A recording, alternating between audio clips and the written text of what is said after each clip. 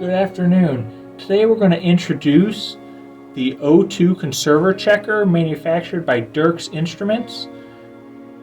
The first thing we're going to do is just plug it into a power source, and we're going to have to wait about 5 minutes as the calibration sets in. You'll hear it starting to pull a vacuum. The only thing we'll need today is a 7-foot length of tube and whatever device we're going to be checking. In this case, it'll be a stationary oxygen concentrator and an O2 conserving device on a high pressure source. Now that the O2 checker has been running for 5 minutes, you'll notice it went into sleep mode.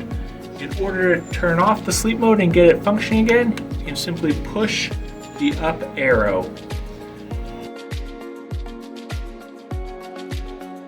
Now that it's woken up from sleep mode, we'll attach a stationary oxygen concentrator to the barb inlet. And you'll notice on the screen the O2 concentration has been increasing, currently 86.8, and the flow of 2.0 liters per minute. And that's because I set the concentrator to 2 liters per minute. If I move it down to 1 liter per minute, you'll notice currently reading 1.1 liters per minute and 96.7% oxygen concentration.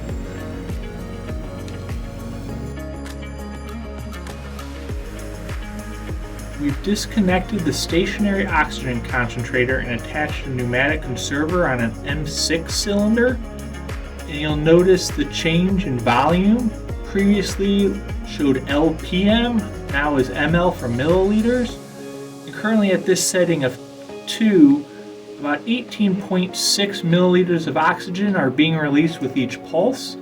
You'll notice the trigger pressure is about negative 0.439, down as 0.45, so there'll be a little variation. And you'll also notice, and I'd like to point out, the O2 concentration of 90.5.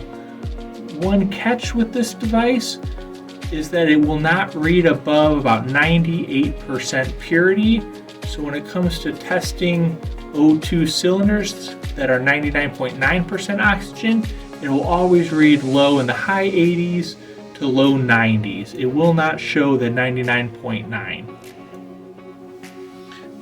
And while we have the conserver attached, we're going to flip it over to a continuous flow of 2, and you'll notice that LPM came back and is no longer milliliters, and the trigger pressure is just a negative 0.138, so it's no longer pulling that vacuum. The device will pick up the constant flow of oxygen and will adjust accordingly.